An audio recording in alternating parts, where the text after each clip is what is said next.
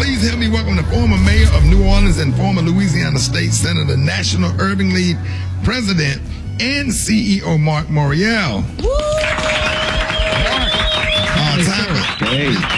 Every week, man, you know, we always excited about your weekly commentary on the state of Black America. And this morning, he's here to discuss the recent passing of civil rights icon Congressman John Lewis and Reverend CT Vivian.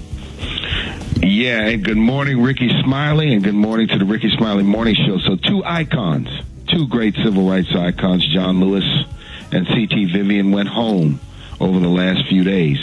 Let me tell you something about John Lewis. Troy, Alabama. Give it up for Troy, Alabama. Yes, sir. The third of 10 children.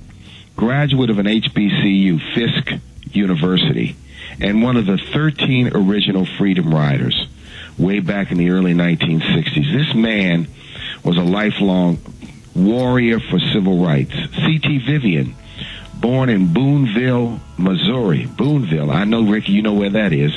Yes, sir. And also, he moved on up to Macomb, Illinois, and became one of Martin Luther King's trusted confidants. But here's what we need to focus on with the loss of John Lewis and CT Vivian.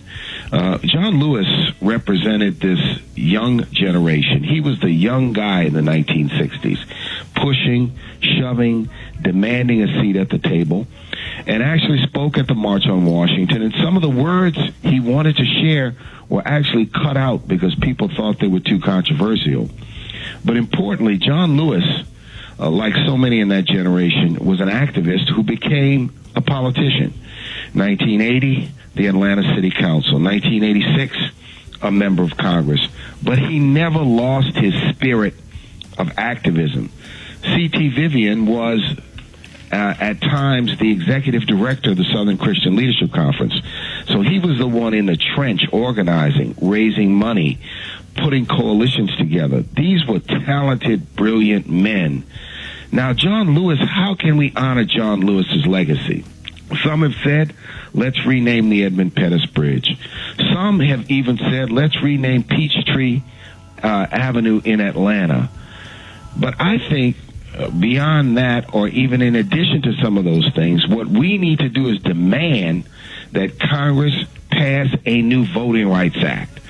It was in 1965 on the Edmund Pettus Bridge that, leading a peaceful protest, John Lewis was beaten. He was beaten unmercifully with a scar that remained till the day he died. In 2013, the Supreme Court knocked a hole in that Voting Rights Act and eliminated federal oversight of southern states. It has been a disaster. It has led to voter purges, voter ID, voter suppression. It's let the fox literally come out and swamp the voting system. We have to fix that. And I think Congress should get off of its seat. And it's mainly the Senate. It's not the House. The House has passed a new voting rights bill. It's the United States Senate, which once again, Ricky, is holding up a new Voting Rights Act. So if we want to pay honor to the great John Lewis, we can pay honor to him with the John Lewis Voting Rights Act, which is now pending and which will take our advocacy to put into place. John Lewis also should be an inspiration to all young Black Lives Matter protesters, because he went to the plaza in Washington, D.C.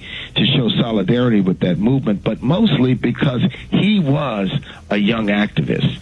He was one of the people, the students in the 1960s who formed the Student Nonviolent Coordinating Committee, which was an important member of the Big Six of civil rights leaders that led the march in 1963, but were also instrumental to the passage of the Civil Rights Act, the Voting Rights Act, and ultimately the Fair Housing Act, which we are fighting today to make sure that they are upheld and enforced.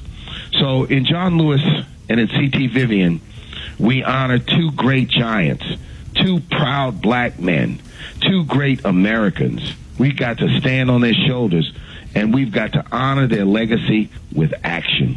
There it is, and this man. is the state of Black America. Yes, sir. Ladies and gentlemen, one time, the one and only Marc Morial. Yes, sir.